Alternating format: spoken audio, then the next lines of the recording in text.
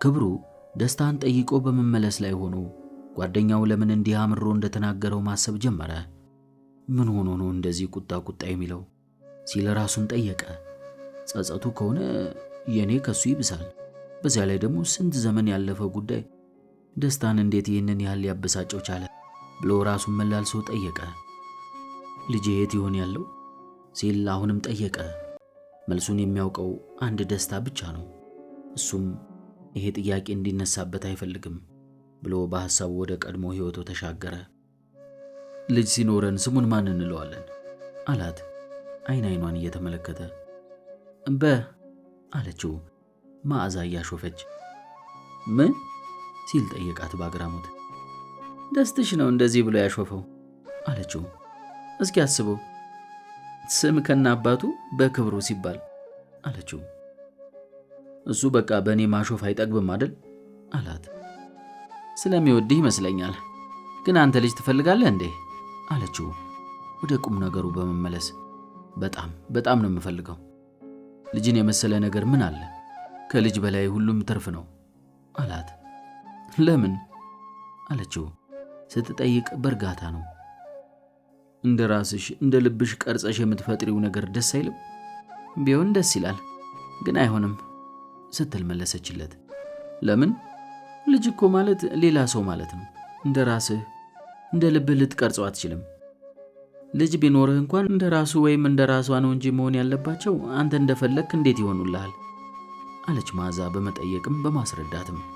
እኔ በዚህ አልስማማም። ልጅሽን በፈለግሽው መንገድ ማሳደግ ትችያለሽ። አይመስለኝም። ከፈለክ ደስታን እንጠይቀው አለች ገላጋይ ለማስገባት እያሰበች።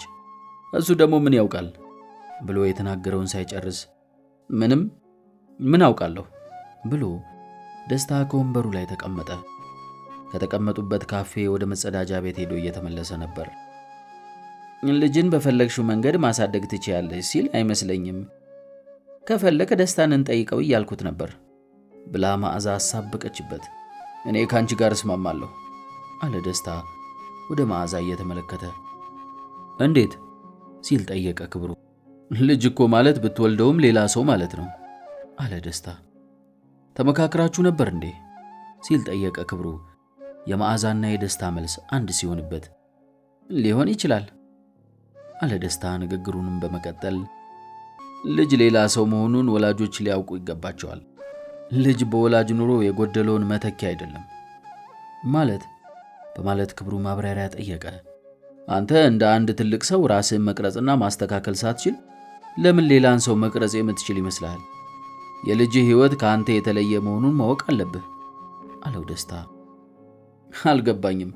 ልጅህን በፈለግከው መንገድ ማሳደግ አትችልም ማለት ነው በገዛ ልጄ አለ እንደ መቀለድም እያለ። መጀመሪያ እንግዲህ መውለድና ማየት ነው አለ ደስታ ወደ መዓዛ እየተመለከተ። በዚህ አቋሙ እንኳን አሳሳቢ ነው አለች መዓዛ ጥያቄው ወደ እሷ መወርወሩ ገብቷት። ደስታ ወደ ቁም ነገሩ በመመለስ የወላጅ ኃላፊነት የልጅን እድገት መደገፍ ነው። ከዚህ በዘለለ ቁጥር አንተ የምትፈልገው መንገድ ልጅ ከሚፈልገው መንገድ እየተጋጨ ልጁ ራሱንም አንተንም ሳይሆን ባክኖ ይቀራል አለ። ሁለቱም በጥሞና እየሰሙት መሆኑን አስተውሎ ንግግሩን በመቀጠል በሰው ልጅ ላይ ከሚደርሱ ጥቃቶች የመጀመሪያው የልጅነት ራስ ወዳድነትን መነጠቅ ሳይሆን አይቀርም። ልጆች ሲወለዱ የሚያውቁት ብቸኛ ነገር ወይንም ሰው ቢኖር ራሳቸውን ነው። ወላጅ እንዳላቸው እንኳን አያውቁም። ሌላው በአካባቢያቸው ያለውን ሁሉ ለኑሯቸው መጠቀሚያ አድርገው ነው የሚወስዱት። እድሜያቸው ጥቂት ከፍ ሲል ግን ይህንን ራስ ወዳድነታቸውን በአዋቂዎች ይነጠቃሉ። ይህንን አድርግ፣ ይህ አይጠቅምህም፣ ይህ ይጠቅምሃል እየተባሉ በመጀመሪያዎቹ ጥቂት ዓመታት ይህንን በእንቢታና በእንቢተኝነት ይቃወማሉ። እሺ አለች መዓዛ በንግግሩ ተመስጣ። የመጀመሪያዎቹ የመብት ተሟጋቾች የ2 ዓመት ሕፃናት ይመስሉኛል። ማንም የሚጭንባቸውን ሐሳብና ፍላጎት በእንቢታ ይቃወማሉ። እድሜያቸው ከፍ እያለ ሲሄድ ግን ለመኖር ሌላውን መስማት፣ በሌላው መንገድ መጓዝ፣ የሌላውን ፍላጎት ባይፈልጉም መቀበልን መጀመሪያ በወላጆች በኋላ በመምህራን ቀጥሎ በሃይማኖትና ባህል ከዚያም በትምህርት ክፍል የተማሪ አለቆች ቆይቶም በገዢዎች ትዕዛዝ ይመራሉ። ይህም ራስ ወዳድነትን በግድ ወደ መክላት ያመጣቸዋል። ሁላችንም ነፃነታችንን የተቀማን ሕፃናት ነን። ራስ ወዳድነት የማይጠፋውም ለዚህ ነው ብሎ ንግግሩን አቋረጠ። አሁን ያልከው አልገባኝም። ራስ መውደድ ይዘነው የተወለድነው ብቸኛው ማንነት ነው። ከሌሎች ጋራ መኖር ይህንን ይነጥቀናል። በሌላ ጎን ስታየው ግን ከሌሎች ጋራ የምንኖረው ለመኖር የተነጠቅነውን ራስ ወዳድነት በሆነ መንገድ መልሰን ለማግኘት ነው። ነገሩን በቀላሉ ለመረዳት ከፈለክ ለሰው ብለህ ያደረግከውን ወይንም የምታደርገውን ሁሉ ረጋ ብለህ ካሰብከው ሰውን ከመጥቀሙ በተጨማሪ ራስህን ይጠቅማል ብሎ ንግግሩን በድጋሚ አቋረጠ። መዓዛ ከደስታ ዲስኩር ጥልቀት እንደምንም ለመውጣት እየጣረች ለማንኛውም ወዳጅህ ክብሩ ልጅ እንዲኖረኝ በጣም ፈልጋለሁ እያለ ነው አለች፣ ክብሩን በፍቅር እየተመለከተች። ለምን አለ ደስታ ወደ ክብሩ እየተመለከተ የቀዘቀዘ ማኪያቶን በመጎንጨት። እንዴ ልጅ ለምን ይባላል እንዴ? በቃ ጥሩ ነዋ አለ ክብሩ። ልጅ ለምን እንደሚፈልግ በወጉ አስቦበት አያውቅም። ጥያቄው አንተ ለምን ልጅ መውለድ ትፈልጋለህ ነው አለው ደስታ። አልገባኝም ሲል መለሰ ክብሩ ጥያቄው እንዲብራራለት በማሰብ። ብዙ የተወለዱ ልጆች አሉ፣ አንዱን ወስደህ ለምን አታሳድግም ጠየቀ ደስታ። ደስትሽ ይሄ እኔንም ይመለከታል አለች መዓዛ። አዎ ይመለከታል፣ ለምን ወስዳችሁ አታሳድጉም? መውለድ ስንችል ለምን እንደዚያ እናደርጋለን ጠየቀ ክብሩ። መልሱ ምን መሰለ ብሎ ንግግሩን ቀጠለ። የራሳችሁ የእኔ የምትሉት ልጅ እንዲኖራችሁ ስለምትፈልጉ ነው። የልጅ ፍላጎት እንኳን ራስን ከመውደድ የመነጨ ነው። ይህ ባይሆን ኖሮ በእናንተ የኑሮ ደረጃ ያለ ሰው ከተወለዱት ሕፃናት መካከል አንዱን ወይንም ሁለቱን ወስዶ ማሳደግ ባልከበደው ነበር ብሎ ጥቂት እንደመተከዝ አለ። ምን ነው አለ ክብሩ። በተለይ በመዓዛ ሁኔታ ላይ ይህንን አለማሰብህ ገርሞኝ ነው ብሎ ንግግሩን አቆመ። ክብሩ ይህችን ንግግር ሁልጊዜ ከሐሳቡ ታባንነዋለች። ደስታ እንደዋዛ በመዓዛ ሁኔታ ይህንን አለማሰብህ ይገርማል ያለውን በጥሞና ሰምቶት ቢሆን ኖሮ የሆነው ሁሉ ሳይሆን የሚቀር ይመስለዋል። መኪናውን እያሽከረከረ ከሄደበት ሐሳብ ባኖ ተነሳ። አንድን ሐሳብ መስማት ወይንም አልመስማት የሙሉ ሕይወትን አቅጣጫ መወሰኑ ገረመው። መዓዛ ብትኖር ሕይወቴ ምን ይሆን ነበር ሲል ራሱን ጠየቀ። ሰው ለምን የሆነውን ሕይወቱን ሸሽቶ ይሆን የነበረውን ይናፍቃል? የአብዛኛው ሰው የየዕለት ተዕለት ኑሮ የአሰልችነት ባህሪ ስላለው ሰው ቀናትን ስምና በዓላት እየሰየመ ከሆኑት በላይ ያደርጋቸዋል። ልደት፣ ሞት፣ ዓመት በዓል፣ ምርቃት፣ ተስካር፣ ሰርግ፣ መልስ እየተባለ ቀኖች ከሆኑት በላይ ይከበራሉ። የክብሩ ሕይወት መዓዛ ብትኖር ምን ይመስል እንደነበር ማወቅ አይቻልም። ማወቅ የሚቻለው በቅርጹ አሁን ከሚሆነው ብዙ የተለየ እንደማይሆን ነው። ይነጋለታል፣ ይመሽለታል። አሁን የሚሰራውን አብዛኛውን ነገር ከመዓዛም ጋር በፊት ይሰራው ስለነበረ ብትኖርም መቀጠሉ አይቀርም። በይዘቱ ግን ትንሽ ለውጦች ሊኖሩት ይችላሉ። ውቤትን ማወቁ አይቀርም ነበር። ምክንያቱም ውቤትን ወደ ሕይወቱ ያመጣለት እሱ አይደለም፣ የመዓዛ ለመኖርም አይደለም። ውቤት በራሷ የሕይወት ጉዞ ነው ወደ እሱ የመጣችው። መዓዛ ብትኖርም እንኳን ክብሩ ከውቤት ጋር ፍቅር አይይዘውም ብለን ሙሉ በሙሉ መናገር አንችልም። ሰው ከአንድ ሰው በላይ ማፍቀርና መውደድን ይችላል። ለዚያም ነው እናትና አባት፣ ከአንድ በላይ ወንድምና እህቶች ወይንም በቁጥር በዛ ያሉ ጓደኞች ሊኖሩን የሚችሉት። ከአንድ በላይ ሰው ማፍቀር መቻል በሕይወት ለመኖር አስፈላጊ ነው። ለመኖር ያለው ጥቅምም ከፍ ያለ ነው። ይህ ማለት ግን ሰው ካፈቀረው ሁሉ ጋር የግድ ግንኙነት ሊኖረው ይገባል ማለት አይደለም። በመሆኑም ክብሩ መዓዛ ብትኖር ኖሮ ከውቤት ጋር ሊኖረው የማይችለው የፍቅር ግንኙነት እንጂ ፍቅር ሊሆን አይችልም። ምክንያቱም መኖር ሰውን ካፈቀረው ጋር ሁሌ ግንኙነት እንዳይኖረው ያግደዋል ስለማይፈቀድ። ማን ነው ይህንን የከለከለው ግን? ለዚህ ደግሞ መልሱ ስምምነት ነው። ከዚህ ቀደም የኖሩ ሰዎች ለነሱ መኖር ይመቻቸው ዘንድ ብለው የፈጠሩትና ያኖሩት ነው። ከዚህ ቀደም የተፈቀደበት ቦታ የተወለደው ሰው በተፈቀደለት ይኖራል፣ በተከለከለበት ቦታ የተወለደም እንዲሁ። ክብሩ ለመዓዛ ለመኖር ራሱን ተጠያቂ ያደርጋል። መዓዛ ሌላ ሰው መሆኗ እስከሚጠፋው ድረስ ይወዳት ነበር። አብዝቶ መውደድ የሚጣፍጠውን ያህል ሚዛናዊነትን ግድ ያሳጣል።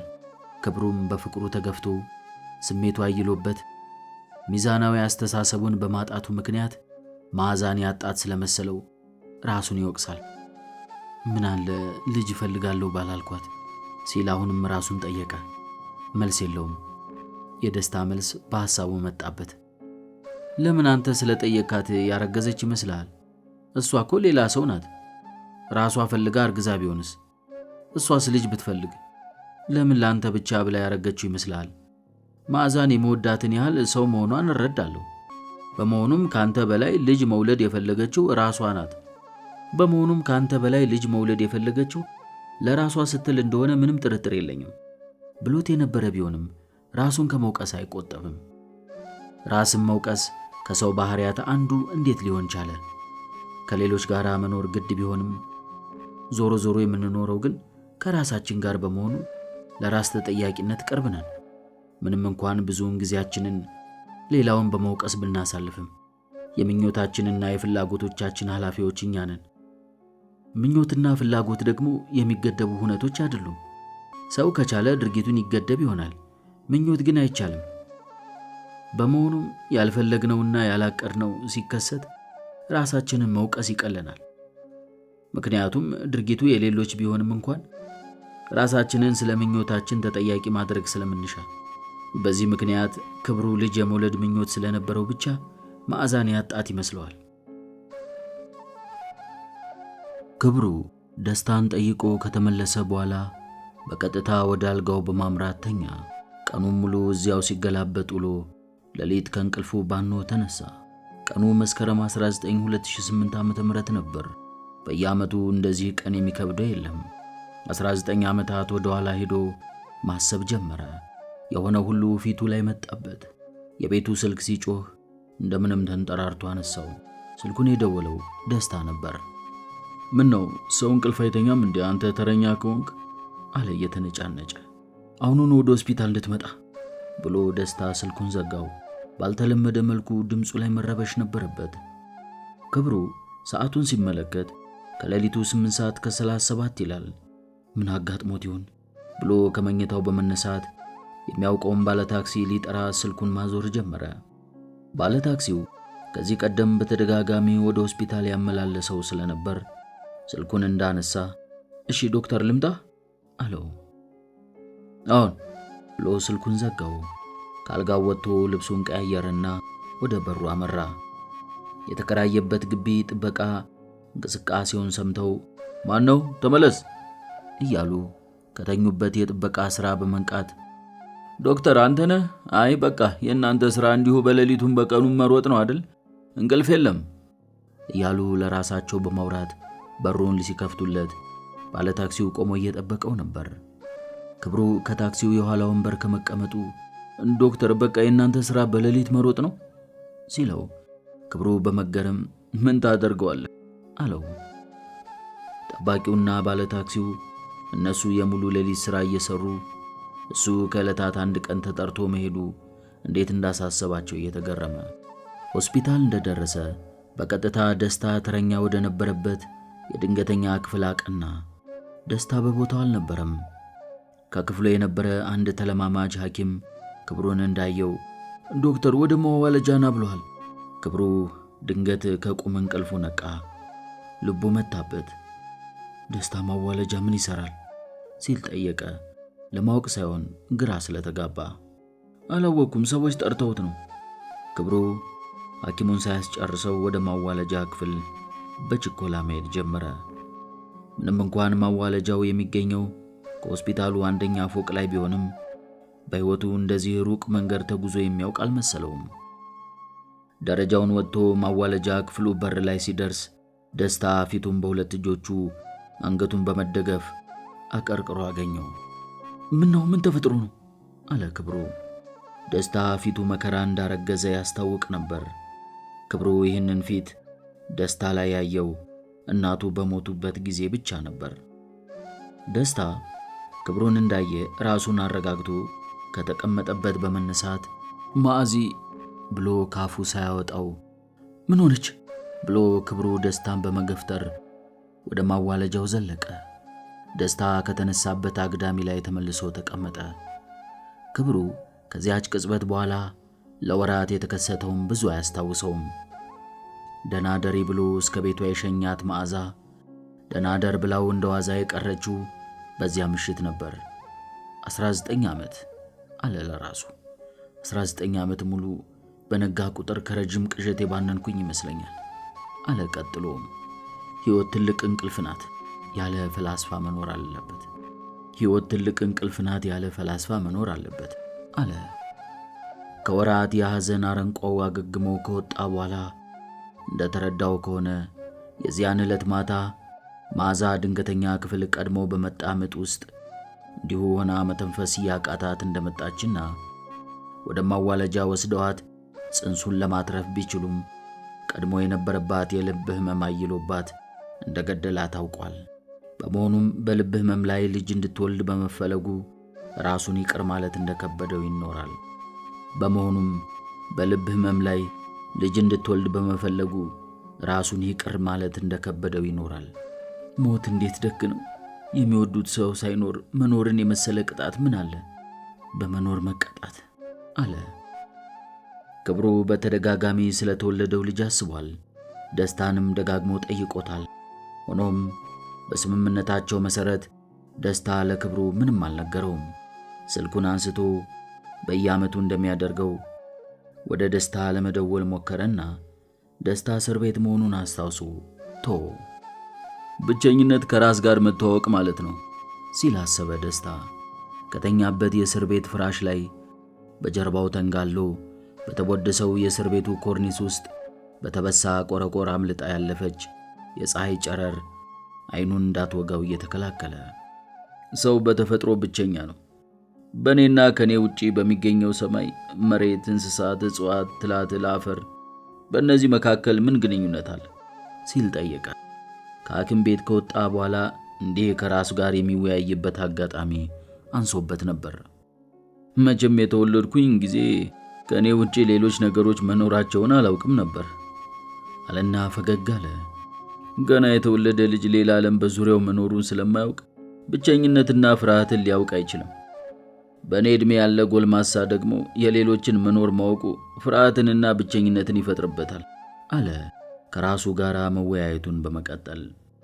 የሰው እድገቱ ከፊት ወደ ኋላ ይሆን እንዴ? ብቸኛ ሆኖ ተወልዶ ፍርሃትን የማያውቅ ሲያድግ ብቸኝነትን ለምን ይፈራል? ነፍስ ያወቀ ሰው ከራሱ ሽሽት ከሌላ ይጣበቃል። ሰው በመኖር ዓለሙን ይፈጥራል።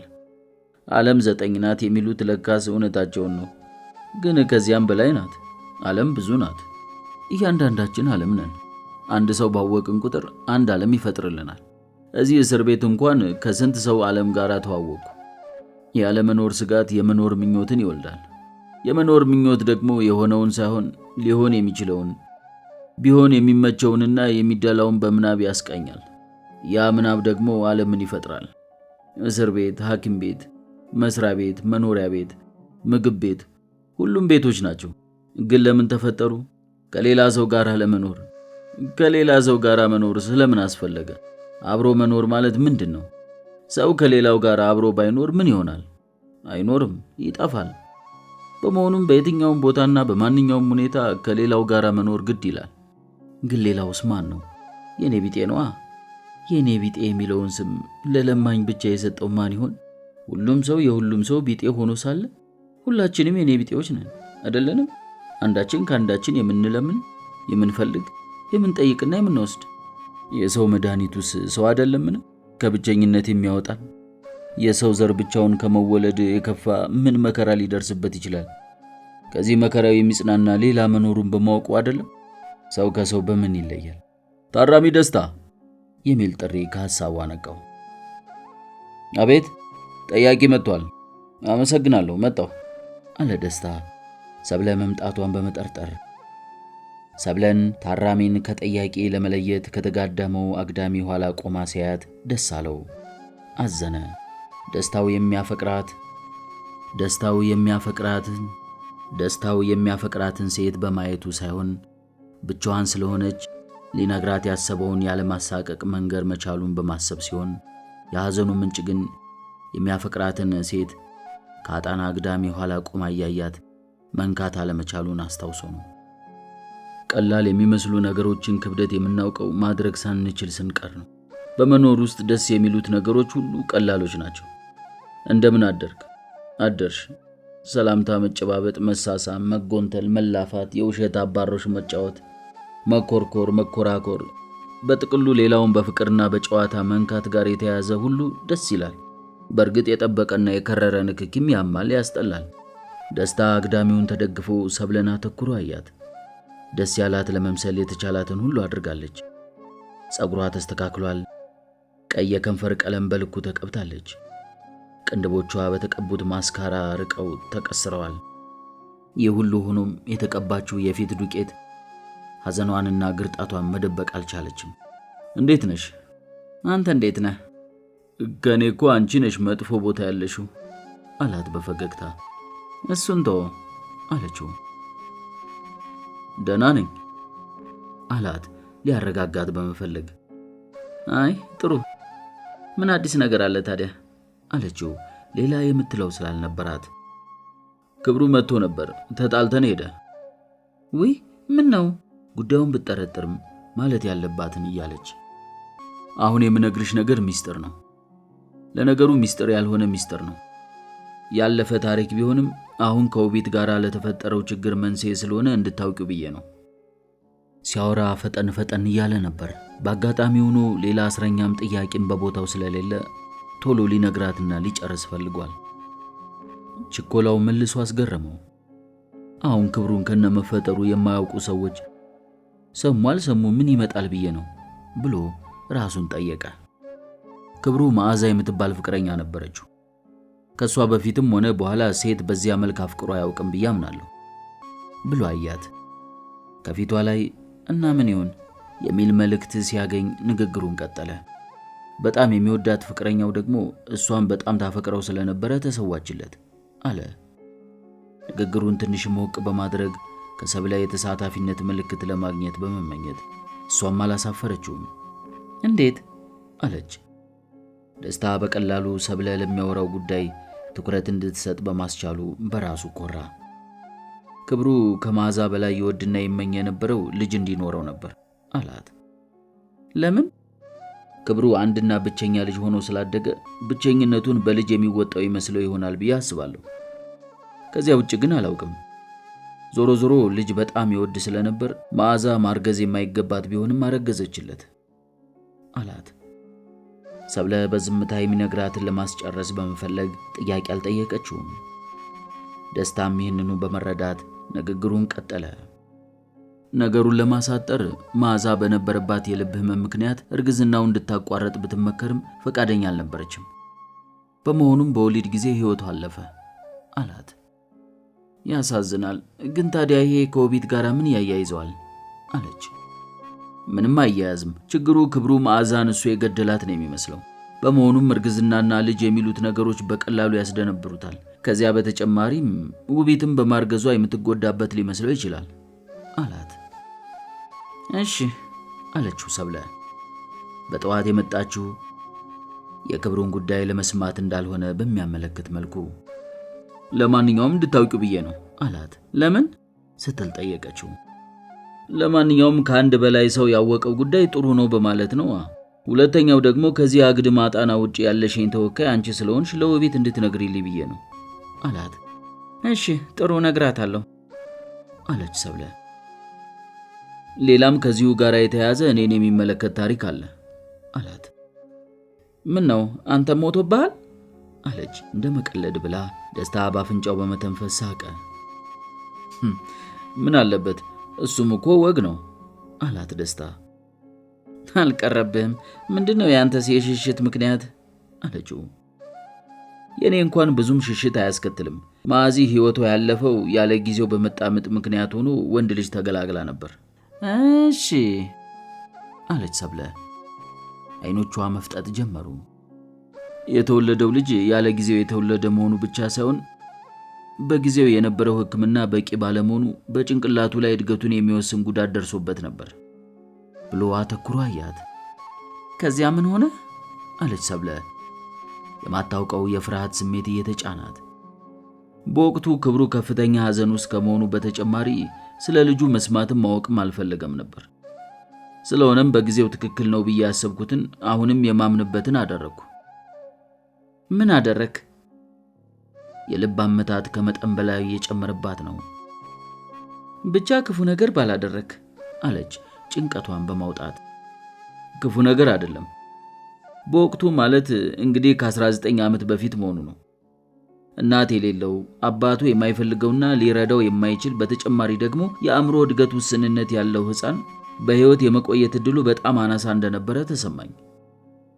ስለዚህ ሰብለ ንግግሯን እየጎተተች ያን ጊዜ ለአጭር ጊዜ የመጣች ፈረንጅ ወደ ውጭ የሚሄድበትን መንገድ ጠቆመችኝና ልጁን በኃላፊነት ፈርሜ ለማደጎ ሰጠሁት ብሎ አሁንም አስተውሎ አያት።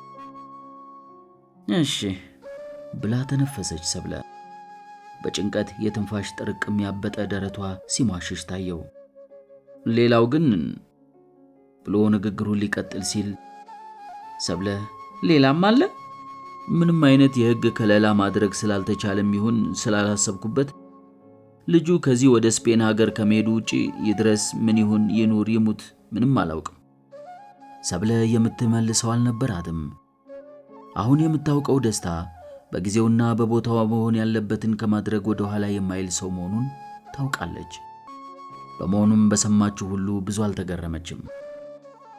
በዚህ ምክንያት ክብሩ ብዙ፣ እኔ ትንሽ ትንሽ ይቆጨናል አላት። ትንሽ ትንሽ ብላ ጠየቀችው።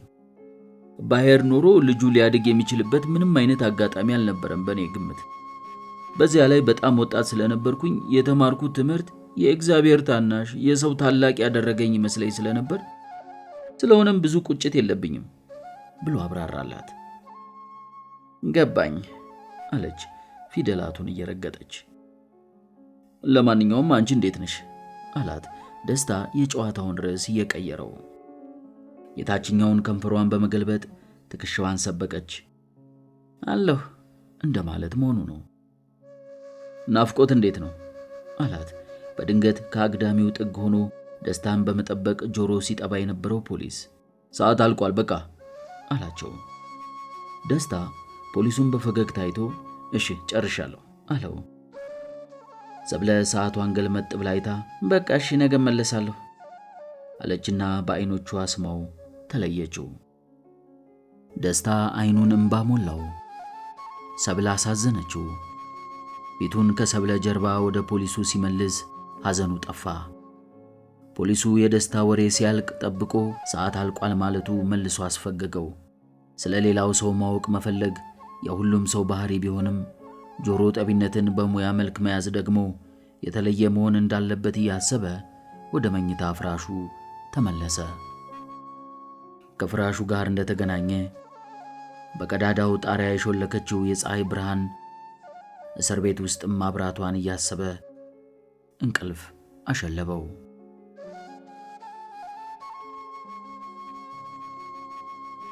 ደስታ ከእንቅልፉ እንደመባነን ብሎ የተነሳው ከጎኑ የሚተኛ እስረኛ ከቤት የመጣለትን ፓስታ እንብላ ብሎ ሲቀሰቅሰው ነበር። ዶክተር እስኪ ዛሬ እኔን እንብላ፣ ሁልጊዜ አንተን እየበላሁ እኮ ተሳቀቅኩ አለ ታራሚው በቀልድ መልክ አስታኮ ብድር እየመለሰ መሆኑን በማመልከት። ደስታ እሺ ብሎ ፍራሹ ላይ ለመደላደል ሞከረ። በእስር ቤቱ ፍራሽ ላይ መተኛት ችግሩ ለመተኛትም ለመቀመጥም የማይመች መሆኑ ለፍራሹ ፍራሽ ማስፈለጉ ነው። ደስታ ከመቀመጫው መሃል የጎበጠ የፍራሽ ጥጥ ገብቶ ለመቀመጥ አልመች ስላለው ከተቀመጠበት ለመነሳት ሲሞክር የግራ እግሩን እንደመደንዘዝ አለው። እንደምንም እግሩን ጎትቶ ለመቆም ሞከረ። ትንሽ ገድገድ ብሎ ቆመና የተስተካከለ የሚመስል የፍራሹን ቦታ ፈልጎ ተቀመጠ። ፓስታውን በዳቦ እየተሻማ ለመብላት ሲሞክር እሱ የቦታ መደላደል ምርጫ ላይ ሆኖ ፓስታው ተበልቶ ማለቅ ላይ መድረሱን አስተውሎ 2 ጉርሻ ጎረሰ። ለሶስተኛ ሲመለስ ፓስታው ከሳህኑ ተኖ ጠፍቷል። ደስታ ተመልሶ ለመተኛ ሲሞክር እንቅልፍ አልወስድ አለው። ወትሮም ብዙ እንቅልፍ የሌለው ስለሆነ ተመልሶ ጣራው ላይ አፈጠጠ። ራሱን ለማዳመጥ ሲሞክር ከዕለት ዕለት እየባሰ መጥቶ ቋሚ ጓደኛ የሆነው ራስ ምታት አናቱን እየመታው መሆኑ ተሰማው። ደስታ ራስ ምታቱን አንድ ጊዜ እንቅልፍ በማጣት ሌላ ጊዜ ቡና ባለመጠጣት ሲያልፍ ደግሞ ከሰው በመጣላት ምክንያቶች እያላከከ ትኩረት ባይሰጠውም ህመሙ ግን አይሎ እየመጣ በቸልታ የማያልፈው ደረጃ እየደረሰ መሆኑ ገብቶታል። ድንገት ከተኛበት ፍራሽ ላይ ተነስቶ ወደ ውጪ በመውጣት በቅርብ ላገኘው ጠባቂ ሐኪም ቤት መሄድ እፈልግ ነበር አለው። ምንን ያመመህ? አለው ጠባቂው። ራሴን አለ ደስታ በጠባቂው ጥያቄ በመገረም። ጠባቂው ግን ምንም የነገሩ ያልተለመደ መሆኑ ባይገባው ጥያቄውን በመቀጠል መቼ ጀመረህ? አለው። ቆይቷል አለው ደስታ በሁኔታው ግራ በመጋባት። ጠባቂው በዚህ ከቀጠለ ሐኪሙ ምን ሊጠይቀው እንደሚችል መገመት አዳገተው። ለቆየ ህመም መሄድ አይቻልም አለ ጠባቂው። ልሄድ እኮ አይደለም ያልኩ መሄድ እፈልጋለሁ አለ ደስታ ድንገት ጠባቂው ጥያቄው ያልገባው እንደሆነ ብሎ በማሰብ። መሄድ አይቻልም ደህና ነህ አለ ጠባቂው ቆጣ ብሎ። ደህና መሆኔን አንተ ነህ እንዴ የምትነግረኝ? ብሎ አተካራ ለማንሳት ሲሞክር ጠባቂው ጥሎት ሄዷል። ደስታ ያውኑን ራስ ምታት በንዴት የባሰበት አድርጎ በማሰብ ራሱን ትንሽ አባብሎ ወደ ፍራሹ ተመለሰ። ከፍራሹ ላይ ሆኖ ቀኑን ሙሉ ራስ ምታቱን ሲያዳምጥ ዋለ። ህመሙ አልባሰም አልቀነሰም፣ እንዲሁ ሲነዘንዘው ዋለ። በዚህም ደስታ መናደድ ጀምሯል። በንዴቱ መካከል ጠባቂውን አስታወሰው። ንዴት መቼም አንድ ቦታ ላይ ማረፍ አለበት። ወይ ራስ ላይ ወይ ሌላ ላይ ካላረፈ ሰላም ይነሳል። በዚህ ምክንያት ደስታ ንዴቱን ከራሱ ላይ አውርዶ ጠባቂው ላይ ወረወረ። ምን አይነት ደፋር ነው! ሐኪም ሆኖ ቁጭ አለ እኮ ይገርማል አለ ለራሱ። ግን እሱ ምን ያድርግ? እንዲህ የፊት የሰጡት አለቆቹ ናቸው። ማን ይጠይቀዋል? እነሱ እንደሆነ የእስር ቤቱ ጸጥታና በጀት ዝቅ እስካላለላቸው ድረስ ለሌላው ደንታ የላቸውም። እስረኛ ታመመ አልታመመ ምን ሊገዳቸው አለ። ግን እነሱስ ምን ያድርጉ ብሎ ለነሱም የተሰማውን መረዳት ካሳየ በኋላ በሐሳቡ በመቀጠል በቂ በጀት አይመደብላቸውም። የእነሱ ኃላፊዎች እስረኛውን በአንድም ሆነ በሌላ መልክ ጸጥ እስካሰኙላቸው ድረስ ለሌላው ጊዜም የላቸው ብሎ አሰበ። ችግሩ ግን የመንግስት ነው። መንግስት ደግሞ ምን ያድርግ? እሱ ለራሱ በልማት ስራዎች ተወጥሯል። ይህንን ሁሉ ልማት እያከናወነ ለዜጎቹ የዕለት ተዕለት ራስ ምታት እንዴት ሊያስብላቸው ይችላል ሲል አሰበ። ታዲያ የማን ነው ችግሩ ሲል አሁንም ራሱን ጠይቆ መለሰ። የኔ ራሴው መሆን አለበት። ማን ተፈጠራለኝ? ማን ታመማለኝ? እኔ በታመምኩ ቁጥር መንግስት ሊያስተምመኝ ነበር አለ። ሐሳቡ ሁሉ ተምታታበት። ድንገት ሐሳቡ የሚስተካከል መስሎት አይኑን ጨፈነ። አይኑን ጨፍኖ በመጨፈን የፈጠረውን ጨለማ ማየት ቀጠለ። ጨለማው ድፍን ያለ ሆኖ ከውጪ ወደ አይኑ ለመግባት በሚታገለው ብርሃን ምክንያት ትርጉም የሌላቸው ቀለማትና ምስሎች ታዩት። ምስሎቹን ለማጥናት ሞከረ። ምንም ትርጉም ያለው ምስል ሊመጣለት አልቻለም። አይኑን ከፍቶ ያልተገለጠለትን መልስ አይኑን ጨፍኖ መፈለጉ ገረመው። እስር ቤት ባልሆን ይህችን ያህልስ ብቻዬን ማሰብ የታገኝ ነበር ብሎ ራሱን ለማጽናናት ሞከረ። ራስ ምታቱ ግን ምንም አልተውህም ብሎታል። የደስታን ከፍራሽ ላይ ተኝቶ መዋል ያስተዋለው የፍራሽ መኝታ ጎረቤቱ ዶክተር ዛሬ ምን ነው ዝም ብለህ ተኝተዋል ግሳ አለው። ትንሽ ራሴን አሞኛል ሲል መለሰ ደስታ። ብዙም የመነጋገር ፍላጎት አልነበረውም። አሞኛል በማለት ቢያንስ የራሱን ድምፅ ብቻ እየሰማ መቆየትን እየተመኘ ሲጃራ ታጤስ ነበር ከመታሰር በፊት ብሎ ጠየቀው የጊዜ ገጠም ጓደኛው። በፍጹም አለ ደስታ። አይ እንዲያው ጭንቀት ይሆናል። እስር ቤት እስኪለመድ ድረስ ብዙ ያማል። ከለመድከው ግን ያው ነው። ውጭ ሳትታሰር እንደሚያምህ አልፎ አልፎ ብቻ ነው ህመም የሚሰማህ ብሎ በሽታውንም ምክንያቱንም አስረዳው። ይሆናል አለ ደስታ። አይዞ ይሄው እኔ ስንት ጊዜ እስር ቤት እመላለሳለሁ ምንም አያመኝም። በፊት ግን ሳለምደው በቃ በትንሹም በትልቁም መታመም ነበር። አሁን ግን ደህና ነኝ አለ በፍጹም እርግጠኝነት። ግን እንዴት ደህና ሆንክ አለ ደስታ። መጀመሪያ አካባቢ ኖሮኝ የማያውቅ ጊዜ ኖረኝና በምን ላሳልፈው ሲሰለቸኝ እታመም ነበር። እኔ ደግሞ ምን በሽታ ያዘኝ ብዬ ስጨነቅ ቆይቶ ነው መሰልቸትና ጊዜ መብዛት መሆኑ የታወቀኝ አለ ልምዱን ለደስታ በማካፈል። ስንተኛ ጊዜ ነው አሁን ስትታሰር? ጠየቀው ደስታ። አላውቀውም አለ። ምን ነበር የምትሰራው እንደዚያ ጊዜ የሚያጥር እባክህ? ደስታ አሁንም ጠየቀው። ስርቆት ነዋ። ምን ጊዜም አልነበረኝም እኮ ይገርምሃል። ለመስረቅ ሳስብ ምን እንደምሰርቅ ሳስብ ስሰርቅ፣ ከዚያ እሱን ሳቀብል ስሸጥ፣ በኋላ ገንዘቡን ሳጠፋው፣ ያዙኝ ያልያዙኝ ስጨነቅ፣ በቃ መተንፈሻ ጊዜ የለኝም ነበር አለው። ንግግሩን በዚያው በመቀጠል አሁን እንኳን ተመስገን ነው ያዙኝ ያልያዙኝ ብዬ መጨነቅ ትቻለሁ ብሎ ንግግሩን አቋረጠ። ለምን ምን ታገኘ ሲል ጠየቀ ደስታ። ንግግሩ እየጣመው መጥቷል። በዚያውም ራስ ምታቱን መርሻ አድርጎታል። አሁንማ ፖሊሶቹ ስላወቁኝ ዕቃ በጠፋና ሌባ ይዞ ማሳየት ግዴታ ሲሆንባቸው መተው ይዙኛል። አንዳንዴም እኔው ራሴ እመጣላቸዋለሁ ከሚደክሙ እያልኩ ብሎ እንደመሳቅ አለ። ባትሰርቅም አለ ደስታም በተራው ፈገግ ብሎ። ዋናው ዕቃ መሰረቁ ነው እንጂ ሰራቂው ማን መሆኑ አይደለም። በሌብነት የሚተዳደረው እኮ በዝቷል። ፖሊሶቹ እኮ ድክም ብሏቸዋል ሌባ መያዝ ዶክተር አለ እስረኛው። የደስታን መልስ ሳይጠብቅ ንግግሩን በመቀጠል አንዳንድ ጊዜ ያሳዝኑኛል። ለምን? እኔ እንኳን እስር ቤት ሆኜ ዕቃ ጠፋ ሲባል እኔን ሊያስሩ ፍለጋ ይወጣሉ እኮ ብሎ ከት ብሎ ሳቀ። ደስታም በሳቁ ተሳተፈ። ፖሊሶቹ አሁን ሌባ ወይንም ወንጀለኛ በአጠቃላይ ሲፈልጉ ከዚህ ቀደም የሚያውቁት ብቻ ነው ትዝ የሚላቸው አለው። ለምን ይመስላል ግን አለ ደስታ እስረኛው የሚሰጠውን ትንታኔ ለመስማት በመጓጓት። የሚያዝ ሌባ እጥረት የተፈጠረ ይመስለኛል። የድሮ ሌቦች በብዛት ከፍ ወዳለ ደረጃ ስለደረሱ መልካቸውም ስማቸውም ተለውጧል።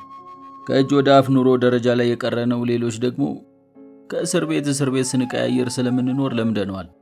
አንዳንድ ጊዜ ሌላ ቦታ ታሳሪ ሲጠፋ ከዚህ ፈተው ሌላ ቦታ ያስሩናል። አሁን እኔ ምን የምሆን ይመስልሃል አለ ደስታ።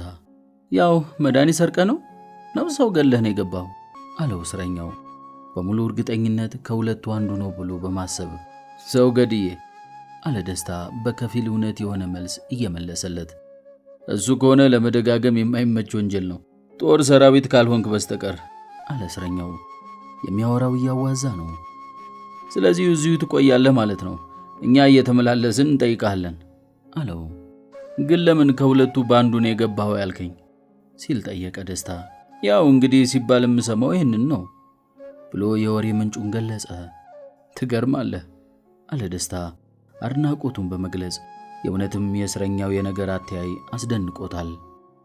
እስር ቤት ደጋግመህ ስትገባ ብዙ ዜና ትሰማለህ፣ እዚያ ቴሌቪዥን ክፍል። ስለዚህ ግንዛቤ መጨመሩ እኮ አይቀርም አለ እስረኛው የእይታውን አድማስ መስፋት ከየት እንዳመጣው በመግለጽ። ተምረሃል አለው ደስታ። አንድ ጊዜም ምህረት ተደርጎልኝ አላውቅም። በዓመት በዓል እንኳን እስረኛ ሲለቀቅ እኔ ገጥሞኝ አያውቅም። ያችኑ ፍርዷን እየጠጣሁ ነው የምወጣው። ምን ታደርገዋለህ እድል ነው አለ ደስታ ትንሽ ሳቅ እንደማለት ብሎ። ትምህርት ተምረሃል ወይ ነው ያልኩህ አለ ጥያቄውን አስተካክሎ በማቅረብ። አዎን በአሁን ዘመን ያልተማራለ እንዴ ዶክተር አለው እሱም ጥያቄውን በመመለስ። ምንድን የተማርከው አለው ደስታ።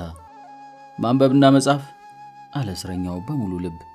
እኔ በተሰማራሁበት ዘርፍ ከብዙ ሰው ጋር ተገናኝቻለሁ። የተረዳሁት ነገር ቢኖር ከዚያ በላይ ያለው መማር ብዙ የተለየ ጥቅም እንደሌለው ነው። አልገባኝም አለው ደስታ።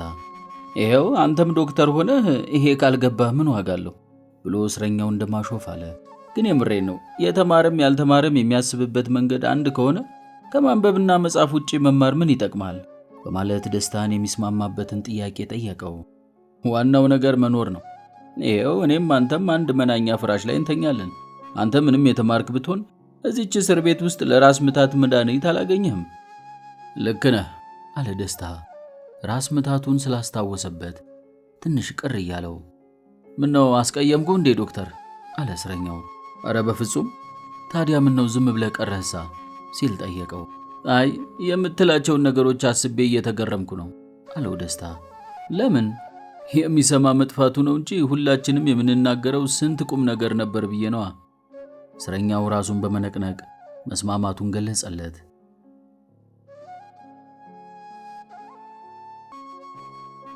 ደስታ ሌሊቱን ሙሉ በከባድ ራስ ምታት ሲሰቃይ አድሮ ጠዋት ከብዙ ጭቅጭቅና ንትርክ በኋላ የእስር ቤቱ ሐኪም ጋር እንዲቀርብ ተፈቀደለት።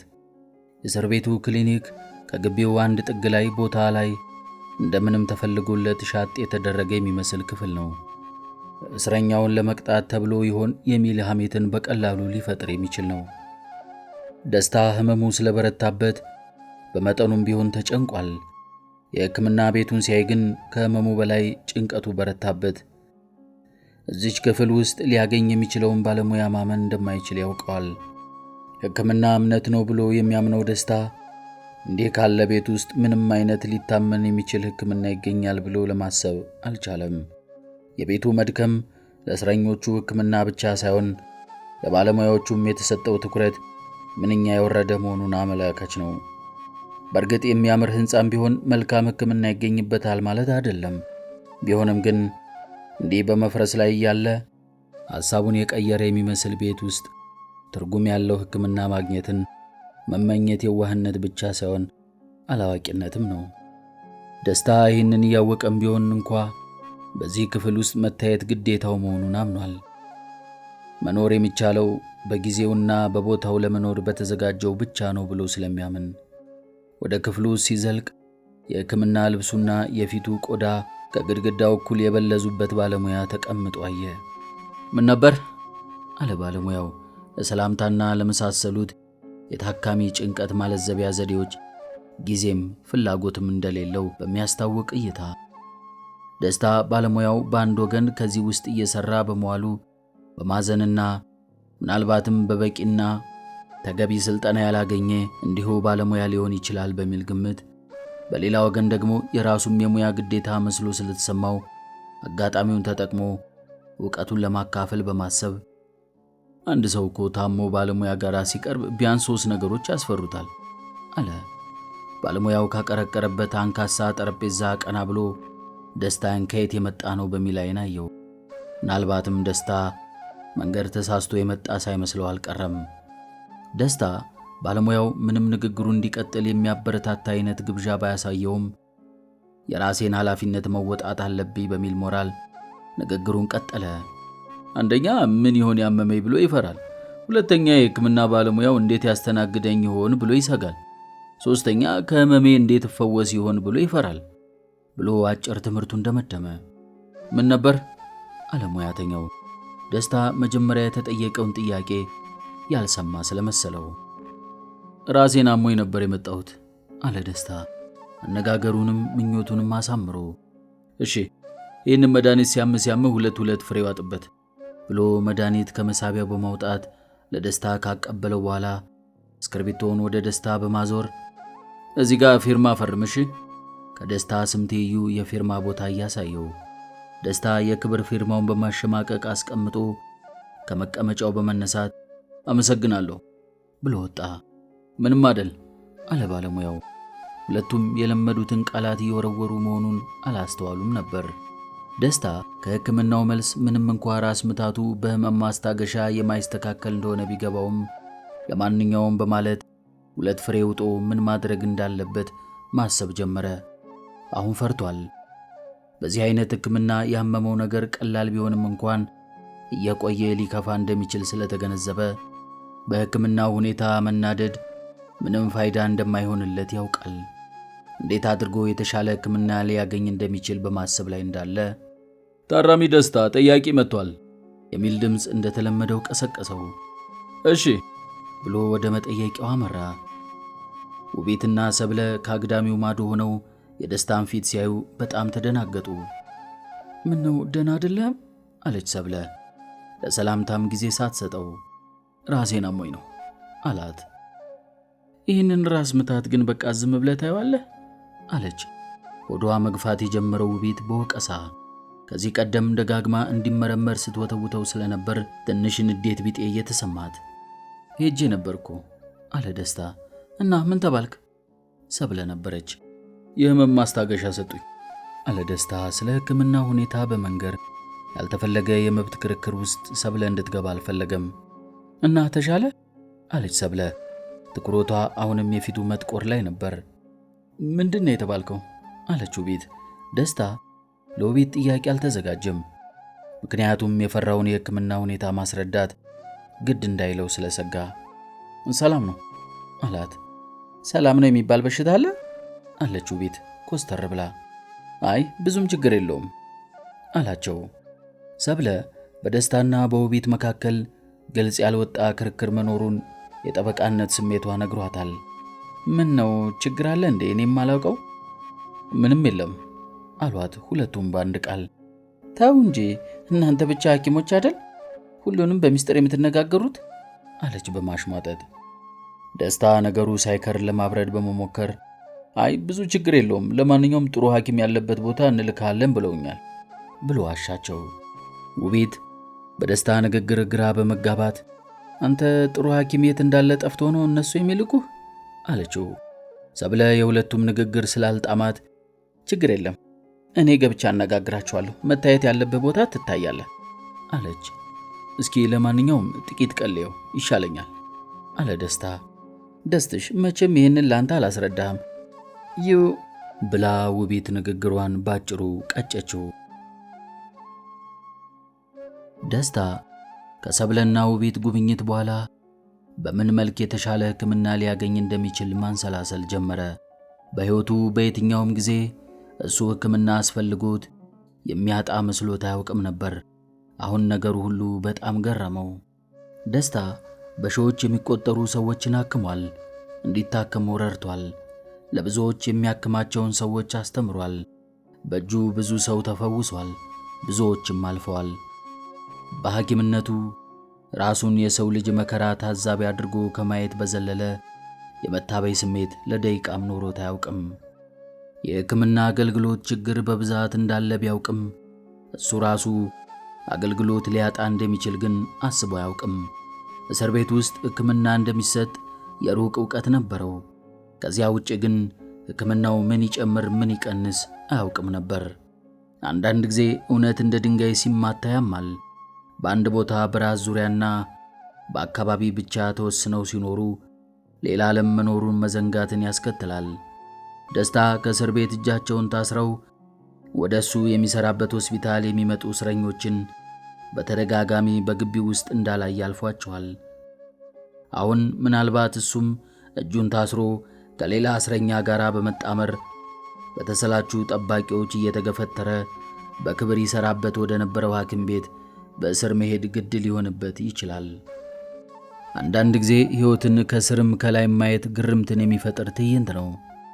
ማንነት በትልቁ ተወጥሮ የተነፋ ፊኛ እንደማለት ነው። በትንሽ እሾህ ሲበሳ ተንፍሶ ኢምንት የሚሆን ሰው ኢምንት ነው። ሰው ተራ ነው። ሰው አቅም የለውም። ሰው ደካማ ነው።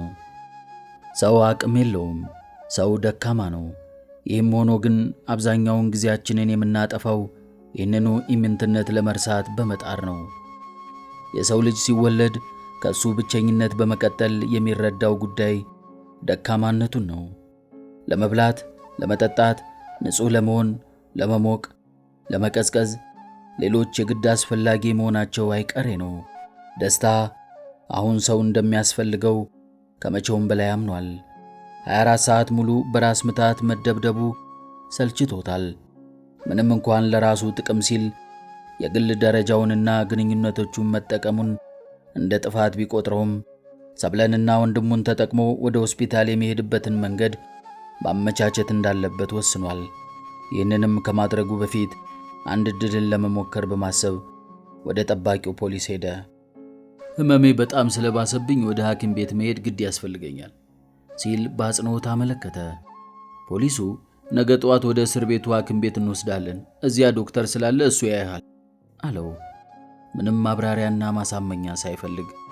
ደስታ የጠበቃውን ምላሽ ከፖሊሱ ባለማግኘቱ በመገረም እሺ አመሰግናለሁ፣ እግዚአብሔር ይስጥልኝ አለ። ፖሊሱ እንደባለፈው ጊዜ ችግሩን አቅሎ ያይብኛል ብሎ በመፍራት ነበር ደስታ ጥያቄውን ያቀረበው። ሆኖም ምላሹ በተገላቢጦሽ መልካምና አዎንታዊ ሆኖ አገኘው። ፖሊሱ በምን መመዘኛ እንደሚወስን ለመረዳት ባለመቻሉ እየተገረመ እስከሚነጋ ድረስ ሰዓቱን መቁጠር ጀመረ። አቤት በሕመም ጊዜ ሰዓት እንዴት ይረዝማል! ሕመምና መከራ ጊዜን የማቆም ምትሃታዊ ኃይል ሳይኖራቸው አይቀርም። ደስታ ጊዜውን በመተኛት በመነሳት በማሰብ መጽሐፍ በማንበብ ከሌሎች እስረኞች ጋር መዝሙር በመዘመርና አይኑን ጨፍኖ እስከ 100 በመቁጠር ለማሳለፍ ቢሞክርም ነገ አልመጣም አለው። አሁን ሕመምና የመታከም ጉጉት አቅም ነሱት እንጂ ደስታ ከማንም ሰው በላይ ነገ የሚባል ቀን የለም ብሎ ይከራከር የነበረ ነው። ሕመም አንዱ የመኖርን ጊዜያዊነት አስታዋሽ ስለሆነ ደስታንም እንኳን ከእምነቱ ነቀነቀው። ያለመኖር ፍርሃት ሰውም ባመነበት እንዳይጸና፣ ባመነበት እንዳይቆም፣ የሚለውን እንዲከዳ፣ ያልሰራውን እንዲበላና የሌላውን እንዲቀማ ይገፋዋል። ደስታ ሌሊቱ ነግቶ በጠዋት ወደ ተባለው የእስር ቤት ሆስፒታል ሲወሰድ ሕልም መሰለው። የእስር ቤቱ ሐኪም ቤት በብሎኬት የተገነባ ሆኖ መደዳውን ለመኝታ ቤት የሚያገለግሉ አዳራሽ መሳይ ሕንፃዎች አሉት። በአንዱ አዳራሽ ውስጥ ወደ 30 የሚጠጉ አልጋዎች ተቃቅፈው ተደርድረዋል። ሐኪሙ ደስታን ከመረመረው በኋላ የራስ ምታቱን መፍትሔ ለማወቅ እንዲረዳው በማሰብ ሐኪም ቤት እንደሚያስተኛው የነገረው በትዕዛዝ መልክ ነበር። ደስታ እዚህኛውም ሐኪም ቤት ጋር የልቡን ማውራት ዕድል ባለማግኘቱ ቢያዝንም እዚያች እስር ቤት ውስጥ ቁጭ ብሎ ራስ ምታቱን ከመቁጠር ሐኪም ቤት ውስጥ ቢተኛ የተሻለ ይሆናል ብሎ በማሰብ ለመተኛ ተስማማ።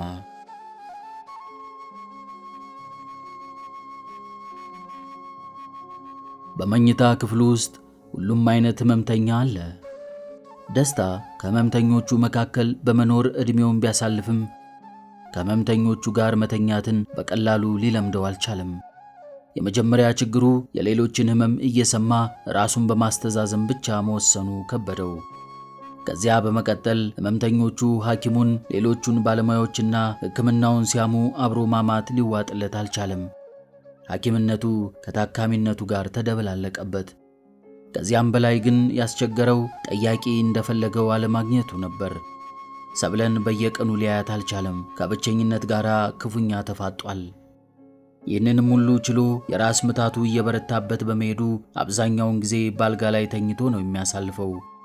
ከዕለት ወደ ዕለት የግራ እግሮቹንና እጆቹን እየደከሙበት ስለመጡ እዚያው አልጋ ላይ እንደተኛ እጥፍ ዘርጋ በማድረግ ሊያበረታቸው ይጥራል። ሐኪሙ የተቻለውንና የሚችለውን አድርጓል፣ እያደረገም ነው።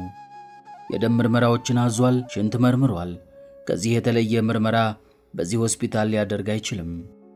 ሰብለ በራሷ መንገድ ሄዳ ወደ ሐኪም ቤቱ ተመላልሳ የምትጠይቅበትን ፍቃድ ለማግኘት 5 ቀናትን ያህል ፈጅቶባት ደስታን ልትጠይቀው መጥታለች። ደስታን ካልጋው ጋር ተጣብቆ ስታየው ሕመሙ ከሚለው በላይ እንደባሰበት ለመገመት ብዙም ጊዜ አልፈጀባትም። ደስታ አልጋው ላይ እንደተንጋለለ ሰብለን ሲያያት ደስ አለው። ካልጋው በስተግራ ተጠግታ ከንፈሮቹን ሳመችው። ደስታ አጸፋውን በመመለስ ናፍቆቱን ገለጸላት። እንደምነሽ፣ ስላየውሽ በጣም ደስ አለኝ አለ በዝግታ። ድምፁ እንደወትሮው ልበ ሙሉነት አይስተዋልበትም። ሰብለ ሆዷ ተረበሸባት። ደስትሽ ደህና አይደለህም? ባሰብህ እንዴ? ምን ላድርግልህ? አለች ስትናገር ከንፈሮቿ እየተሳሰሩባት ነበር። ደስታ የሰብለን መረበሽ ቢያይም ሊያባብላት አቅም አልነበረውም። ከዚህ ቦታ መውጣት እንዳለበት አምኗል። እዚሁ ከቆየ ሕመሙ ምን ሊሆን እንደሚችል መገመት አልቻለም። አንድ እርግጠኛ የሆነበት ጉዳይ ቢኖር ያመመው ሕመም ተራ ራስ ምታት አለመሆኑን ብቻ ነው። ክብሩን ደውለሽለት አንድ ቦታ ሕክምና እንዳገኝ ቢረዳኝ አለ ደስታ በልመና። ሰብለ እምባዋን ማቆም አልቻለችም። በቃ ባሰብህ ማለት ነው አለች። ደስታን ምንም እየረዳችው እንዳልሆነ ብታውቅም ዝም ብላ ማየት ስላልቻለች ደህና ሆናለሁ፣ ከአደጋው ጋር የተያያዘ ይመስለኛል አለ ደስታ። ከአደጋው ጋር ምን ስትል ጠየቀች ሰብለ። የታመመው ሰው ከሚጠላው ነገር አንዱ የገዛ ሕመሙን ማብራራት መሆኑን ባለማስተዋል። ለማንኛውም ክብሩን ደውይለት፣ መኮንንም ሊረዳኝ ይችላል አለ ደስታ። በሕይወቱ ቅርብ የሆኑ 2 ሰዎችን ጓደኛውንና ወንድሙን በጣም አርቆ እርዳታቸውን መጠየቁ ለሰብለ ግራ ቢገባትም ለምን ብላ አልጠየቀችውም። እሺ ብላ ስልኳን ለማውጣት ስትሞክር ወደ እስር ቤቱ ስትገባ በር ላይ አስቀምጣው ስለመጣች ስልኳን አላገኘችውም። በቃ ሂጂና ደውይላቸው አላት ደስታ። እሺ ብላው ካልጋው መራመድ እንደጀመረች ወደ ኋላ መለስ ብላ አየችው። ምን ነው አላት ደስታ። ቢደክመውም ከፊቷ ልትነግረው የፈለገችው ጉዳይ እንዳለ ለማንበብ ችሏል። ግድ የለም ነገ እነግርሃለሁ፣ ደስ የሚል ነገር ነው አለችው። ምን ነው ውቤትና ክብሩ ታረቁ እንዴ አላት፣ አይኑ በትንሹም ቢሆን ብርሃን እየፈነጠቀ። ከሱም የተሻለ እነግርሃለሁ በሰፊው ብላው ሄደች። ክብሩ የደስታን ጉዳይ ያንሰላሰለ ነበር ወደ እስር ቤቱ ወደ ሐኪም ቤት ያቀናው። ሰብለ ደውላ የደስታን ሁኔታ ስትነግረው በአጭር ጊዜ ውስጥ የደስታ በጠና መታመም በጣም ነበር ያስደነገጠው። የመጨረሻ ንግግራቸው አሁንም በጆሮው እያቃጨለበት ነው። የደስታ ከጊዜ ወደ ጊዜ ነጭናጫ መሆን እያሳሰበው ቢመጣም ነገሩ እንዲህ ይከፋል ብሎ አልገመተም። ለምን አለና ራሱን ጠየቀ። የመኖር እርግጠኝነት አለ መልሶ። ደስታ እንዲህ ብሎ እንዲመልስለት በማሰብ ክብሩ ደስታ ሊጠይቀው የሄደ ቀን በውቤት ጉዳይ ቢጋጩም ተመልሶ እንደሚያገኘውና በጉዳዩ እንደሚነጋገሩበት ሙሉ በሙሉ እርግጠኛ ነበር። አሁን ግን የሚገናኙት ደስታ በጠና ታሞ ይህንን አይደለም ተራ ወሬ እንኳን ማውራት በማይችልበት ሁኔታ ነው። ነገርን በጊዜው አለመቋጨት እንዴት ይቆጫል! የሚወዱትን ጓደኛስ በፍቅር ደህና ሁን እስከምንገናኝ አለማለትስ መኖር መታለል ነው፣ የሚቀር አይመስልም። ክብሩም በመኖር ተታሎ ከጓደኛው ጋር በግጭት መለያየቱ አንገበገበው። ወደ ሆስፒታሉ ሲደርስ መኮንን ቀድሞት ደርሷል። ከመኮንን ጋር የውቤት ጓደኛ አይዳን ሲያይ ተገረመ።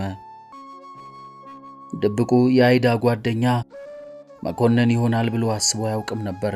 ጓደኞቿም ቢሆኑ መኮንን የአይዳ ፍቅረኛ መሆኑን የሚያውቁ አልመሰለውም። መኮንን ፊቱ በጣም ተረባብሿል። አይዳ ለክብሩ ፊት አልሰጠችውም። የውቤት ጓደኞች በጠቅላላ በአድማ እንደዘጉት እንዲሁ ስለሚያውቅ ብዙም አላሳሰበውም። ደስታ ካልጋው ላይ እንደተጋለለ ሦስቱንም እየተቁለጨለጨ ያያቸዋል። ሄይ ቁልሌ መጣህ፣ እንሂዳ አለ ደስታ።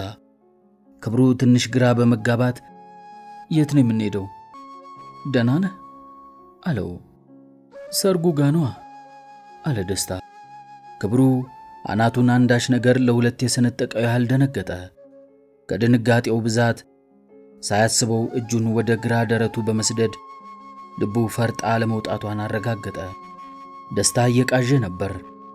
ክብሩ ደግሞ እንደ ሐኪምነቱ በሽታው ምንም ይሁን ምን አንድ ሰው መቃዠት ከጀመረ ሕመሙ የከበደ መሆኑን ማሳያ መሆኑን ጠንቅቆ ያውቃል። የቀኝ እጁን እንደምንም በማላቀቅ የደስታን ግንባር እንደመንካት ብሎ ትኩሳት ይኖረው እንደሆነ ለማጣራት ሞከረ። የደስታ ግንባር ምንም አይነት የሙቀት ስሜት አልነበረውም። የባሰውኑ ደነገጠ። ቅዠቱ ትኩሳት ከሚያመጣ ሕመም ጋር የተያያዘ ካልሆነ በጭንቅላቱ ውስጥ አንዳች ነገር ኖሮ ነው ማለት ነው ሲል አሰበ። በዚህ ቅጽበት ነገሩ ሁሉ ተገጣጠመለት። መኮንንና አይዳን ካልጋው ጠርዝ ትቷቸው ሐኪሙ ወዴት እንደሚገኝ በመጠየቅ ሮጥ ሮጥ እያለ ሄደ። መኮንንና አይዳ ተከተሉት። ደስታ ሦስቱም ሲሯሯጡ በፈገግታ ያያቸው ነበር። ክብሩ ሐኪሙን እንዳገኘው ማን እንደሆነ ካስተዋወቀው በኋላ ዶክተር ደስታ ወደ ሌላ ሐኪም ቤት መሄድ አለበት አሁኑ አለው። ሐኪሙ ትንሽ እንደማሰብ ብሎ ታራሚ ደስታ ዶክተር ነው እንዴ ሲል ክብሩን ያልተጠበቀ ጥያቄ ጠየቀው። አዎ አላወቅም ነበር አለ ክብሩ። ለጊዜው እሱም ቁም ነገሩን ረስቶ እረ ወደ መጣንበት ብሎ ዳኛው መኮንን ሁለቱንም ሐኪሞች አነቃቸው። አዎ አለ የእስር ቤቱ ሐኪም። ለምንድን ነው የሚሄደው ሲል ክብሩን ጠየቀው። ክብሩ የገመተውን አስረዳው። ይኸውልህ ከወራት በፊት ደስታ የመኪና አደጋ ደርሶበት ለጥቂት ደቂቃዎች ራሱን ስቶ ነበር ብሎ ሲጀምር እሺ አለ ሐኪሙ። መኮንንና አይዳ የሚባለውን በጥሞና እየተከታተሉ ነው። ከዚያ ለጊዜው ደህና ነበር። እየቆየ ግን ትንሽ ራስ ምታት ምናምን ጀማመረው። በኋላ ደግሞ ባልተለመደ ሁኔታ መነጫነጭ ጀምሮ ነበር። አሁን እንደዚህ ሆነ ብሎ ንግግሩን ጨረሰ። የእስር ቤቱ ሐኪም ገባኝ፣ አዎ ልክ ነው፣ መሄድ አለበት አለ ተመልሶ ወደ ሕክምና ክፍሉ እየገባ። መኮንንና አይዳ በሁኔታው ግራ ተጋቡ። ክብሩ የተናገረውን ሲጨርስ ሐኪሙ ጋር ቢግባባም ለእነሱ ምንም አልገባቸውም። የእስር ቤቱ ሐኪም ተገቢውን የወረቀት ሥራ ሲሠራ መኮንን ወደ ክብሩ ጠጋ ብሎ ምንድን ነው የሆነው አለው። ከወራት በፊት አደጋው ሲደርስ ብሎ ሲጀምር እሱንማ ሰማን እኮ አሁን ምንድን ነው የሆነው አለ መኮንን ኮስተር በማለት። ምናልባት ክብሩ በሚገባው ቋንቋ ቢያስረዳይ ብሎ በመመኘት ክብሩ ትንፋሹን በመሳብ ራሱን ካረጋጋ በኋላ ምናልባት በአደጋው ጊዜ በጭንቅላቱ ውስጥ ደም ፈሶ ይሆናል አለ። ስለዚህ አለ መኮንን ከጊዜ ብዛት ያ የፈሰሰው ደም አንጎሉን እየተጫኑ መጥቶ ሊሆን ይችላል አሁን የምናየው ክስተት የተፈጠረበት ሲል አብራራ። ታዲያ ይሄ ሲሆን አንዳችሁም ይሄ ይመጣል ብላችሁ አላሰባችሁ አለ መኮንን በመገረም። ነገሩ ትንሽ የማወቅ ችግር እንደሆነ ስላልተረዳ በጊዜው ደም መፍሰሱን ብናውቅም መጠኑ አነስተኛ ስለነበረ በራሱ ጊዜ ይጠፋል ብለን አስበን ነበር አለ ክብሩ የመከላከያ ሐሳብ ለማቅረብ። እናው ምንድን ነው የሚደረገው አለ መኮንን ወደ መፍትሄው መሄድ እንደሚበጅ በማሰብ። በአስቸኳይ ወደ እኛ ሆስፒታል ሄዶ ችግሩ ይሄ ከሆነ ቀዶ ሕክምና በማድረግ በጭንቅላት ውስጥ የረጋው ደም መውጣት አለበት አለ ክብሩ። አሁን መኮንን በተራው አናቱ ተሰነጠቀ። ትንሽ እንደ መንገዳገድ ስላደረገው ከጎኑ ሆና በድን የመሰለችውን አይዳን ተደገፋት። ሰብለ ከቤቷ ስትወጣ ጥሩ ስሜት እየተሰማት ነበር። ደስ ብሏታል። ብዙ ነገሮች ተሳክተውላታል። ክብሩና መኮንን ደስታን አይተው ወደነ ደስታ ሆስፒታል ሊያዘዋውሩት እንደሆነ አውቃለች። ከዚያ በተጨማሪ ለደስታ የምታበስረው ትልቅ የምስራች አላት። በሆዷ ሕይወት እየበቀለ ነው። ልጅ ሌላ ሰው እያበቀለች ነው። ይህ ሰው ደግሞ የደስታም ነው። በመሆኑም በህመም ሲሰቃይ ለከረመው ደስታ ቢያንስ 2 ነገሮች ይሆኑለታል ዛሬ። በዚህም ሰብለ ተደስታለች። ከእስር ቤቱ ሆስፒታል ስትደርስ መኮንንና አይዳ ጎን ለጎን ተኮራምተው እንደተቀመጡ አየች። አይዳ ለምን መጣች ብላ ራሷን ጠየቀች። እንዴ አይዳ እንዴት መጣች አለች። ድንገት ወይንም የተደበቀው የአይዳ ፍቅረኛ መኮንን ባልሆነ ብቻ ብላ እያሰበች አጠገባቸው ስትደርስ የሁለቱም ፊት ያኮፈኮፈ ግድግዳ መስሎ ተጨራምቷል። ምን ነው ደህና አይደላችሁ አለች። ደህና ነን ሰብሊ አለ መኮንን። ክብሩ ከጎኑ ከሚገኘው ክፍል ወረቀት ይዞ ሲወጣ ተገጣጠሙ። ምን ነው ችግር አለ አለችው እሱንም። ክብሩ ምን እንደሚመልስላት በማሰብ ላይ እንዳለ የእስር ቤቱ ሐኪም ከኋላው ብቅ ብሎ አምቡላንስ ተዘጋጅቷል አለ። ሰብለ ትንፋሿ መለስ አለላት። ደስትሽ ሊሄድ ነው ጎሽ አሁን ደስ ይለዋል አለች። ሶስቱም ምንም መልስ አልሰጧትም። እሷም ነገሩን ችላ በማለት ክብሩን ተከትላ ወደ ደስታ መኝታ ቀናች። ደስታ ፊቱ ፈገግ እንዳለ ተቀበላቸው። ደስትሽ እንዴት ነህ አለችው። በጣም ደህና ነኝ አላት። ጎሽ በቃ አሁን ልትሄድ ነው እሺ አለችው። አይ በጣም ዘገየሁ አላት። ሲመልስ በረጋ ፈገግታ ቢሆንም የለመደችውን የደስታን ሙቀት ከንግግሩ አላገኘችም። በቃ አሁን መሄድ አለብኝ በጣም ቸኩያለሁ አለ ደስታ። ኧረ አትቸኩል አለች ሰብለ ደስታን ለማረጋጋት በመጣር። ብዙ በሽተኞች እየጠበቁኝ ነው አላት። ምን አለችው ግራ ገብቷት። በቃ እንደውም ልተኛ ብሎ አይኑን ጨፈነ። ሰብለ ግራ ገብቷት ሶስቱንም አየቻቸው። የሆነውን ቢያብራሩላት ብላ ክብሩ ትከሻዋን ሳብ ለማድረግ ሲሞክር አትንካይ በሚል መነጨቀችው። እሷም የውቤት ተደራቢ እንደሆነች ያውቃል። ምላሿን ቸል በማለት የሆነውን አስረዳት። ሰብለ ክብሩ የደስታን ሁኔታ ሲያስረዳት አካባቢዋ ያሉ ነገሮች ሁሉ ከዓይኖቿ እየራቁ አነሱባት። ብቻዋን የቀረችና ጭው የሚል ድምፅ ብቻ የምትሰማ መሰላት። መኖር የማትነቂበት ህልም ነው። የደስታ ድምፅ ታወሳት። ደስታን የተወሰኑ ባለሙያዎች ወጥተው ባልጋ እየገፉ ወደ አምቡላንስ ወሰዱት። ሰብለ በደመ ነፍስ እየተጎተተች ተከተለቻቸው። ሌሎችም እንዲሁ። ደስታ ፈገግ እንዳለ ነው። አያምርም አላት ወደ ሰብለ እየተመለከተ። ምኑ አለች የሞት ሞቷን። ሙዚቃው አላት አሁንም በፈገግታ። ሰብለና ክብሩ በአምቡላንሱ ተጭነው ደስታ የባጤ ቆጡን እየቃዠ ደስታ ከተማረበት ከሰራበትና ከሚሰራበት ሆስፒታል የመጨረሻው ሰው ሆኖ ተመለሰ።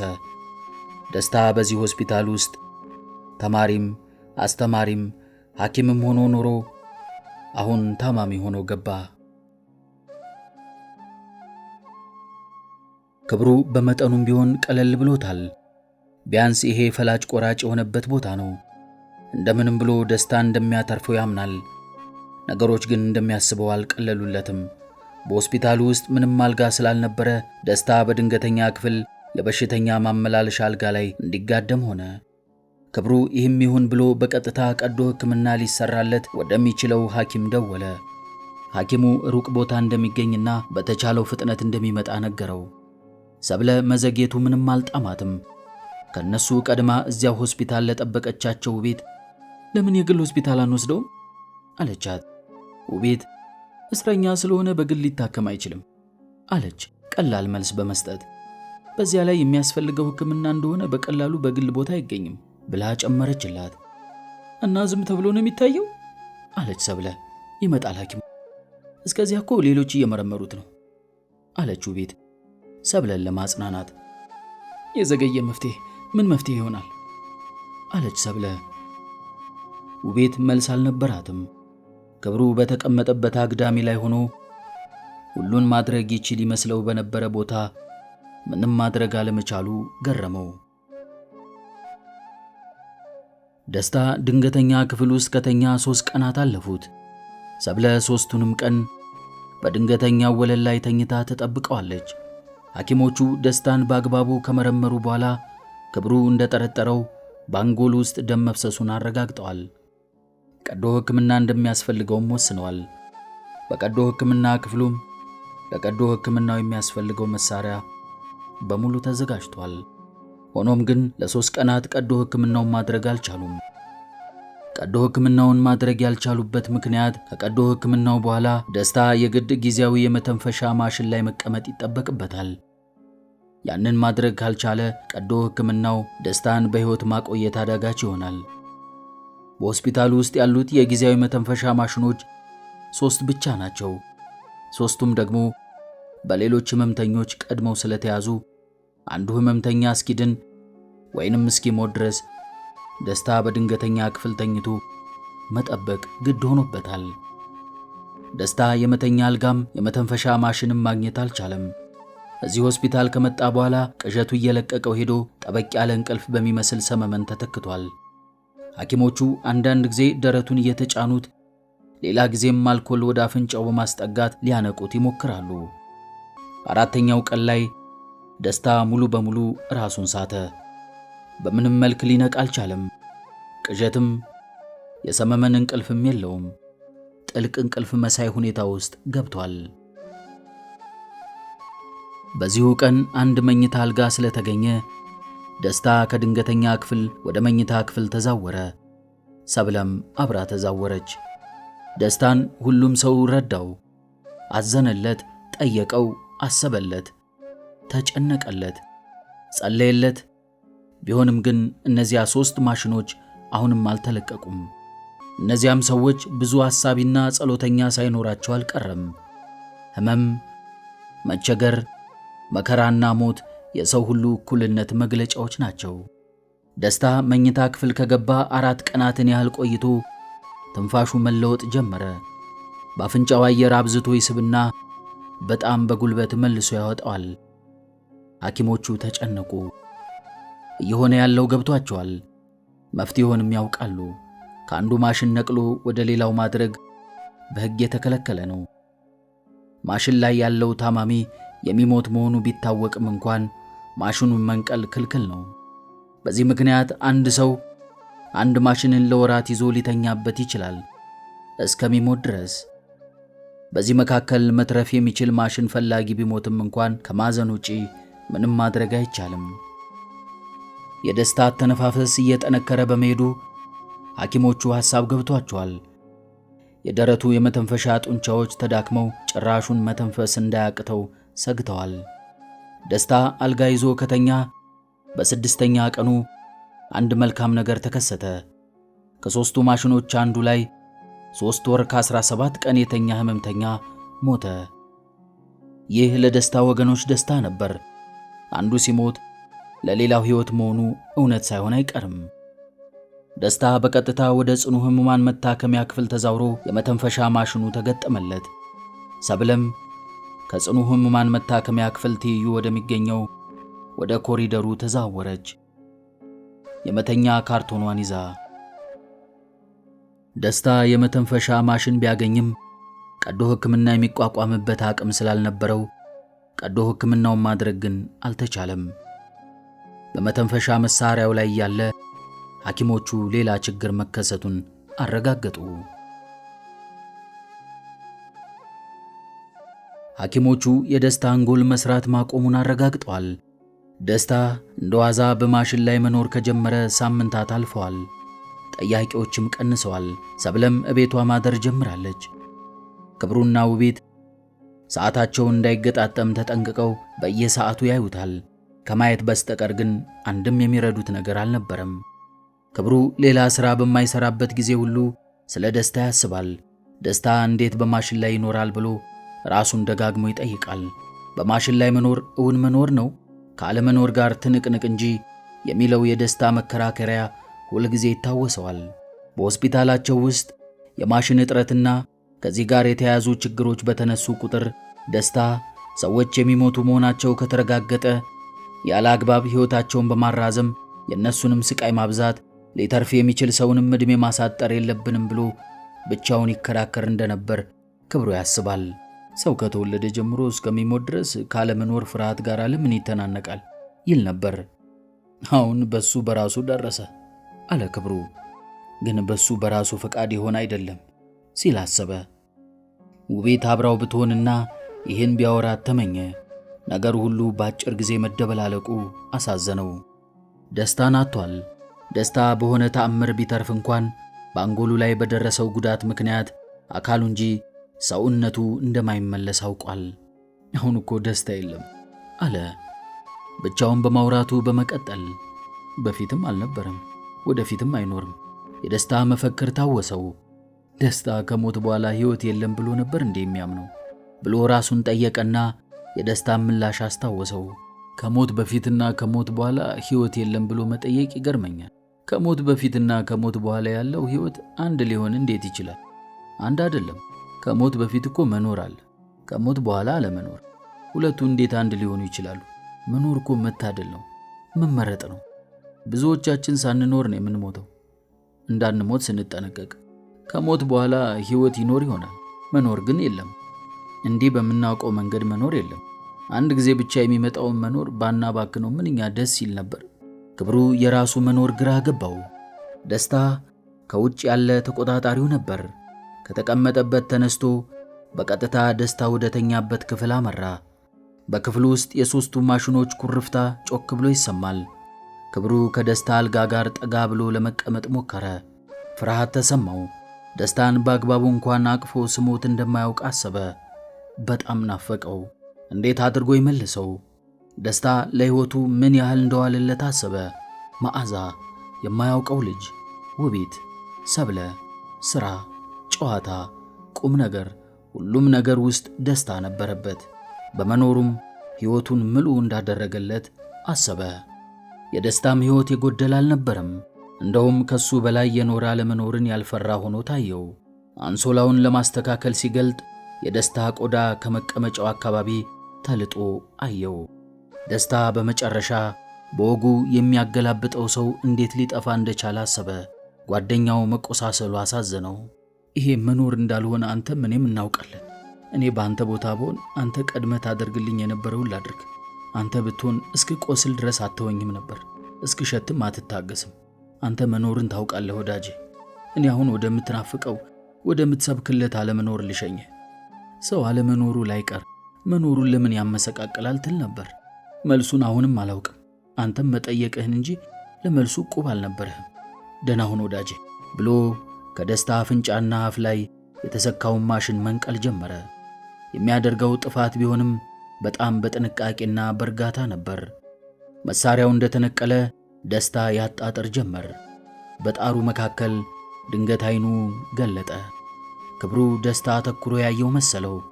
በሰከንዶች ውስጥ ደስታ ሸለበ፣ ሞተ፣ አረፈ፣ ወደ አለመኖሩ ተሸኘ።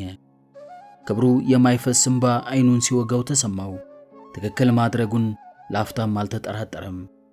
የደስታን ማረፍ የልብ ምት መቆጣጠሪያ መሳሪያው ሲያሰማ ተረኛ የነበሩት ነርሶች ከነበሩበት ተሯሩጠው መጡ።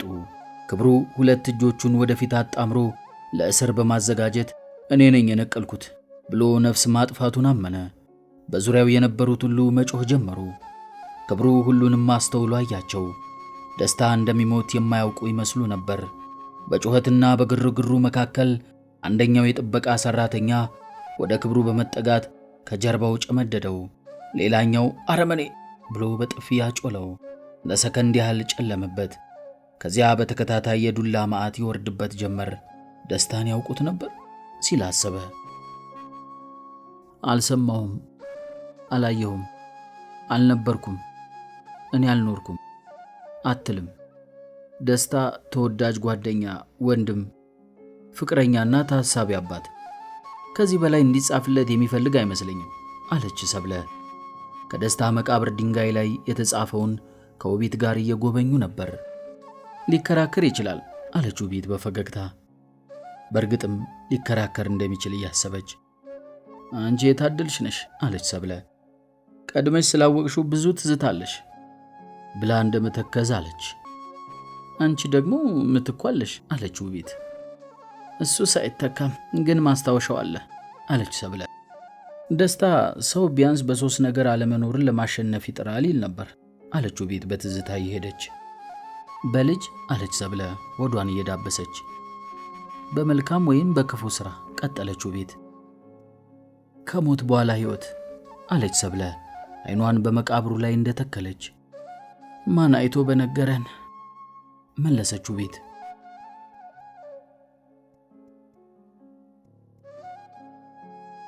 ውድ የመጽሐፍት ዓለም ቤተሰቦቻችን አለመኖር የተሰኘው የዶክተር ዳዊት ወንድማገኝ ድንቅ ልቦለድ ተጠናቋል። ስለ ታሪኩ ያላችሁን አስተያየት በኮሜንት ሴክሽን ላይ አስቀምጡልን። በሱፐር ቻት በሱፐር ታንክስ ለምታደርጉልን ድጋፍና ማበረታቻ ከልብ አመሰግናለሁ። የመጽሐፍት ዓለምን ሰብስክራይብ፣ ላይክ እና ሼር በማድረግ ለወዳጅ ዘመዶ ያጋሩ። በቀጣይ በድንቅ ልቦለድ እንገናኛለን። ቻናሉን ሰብስክራይብ ማድረጎን እንዳይረሱ። የመጽሐፍት ዓለም በመጽሐፍት ዓለምን እንይ።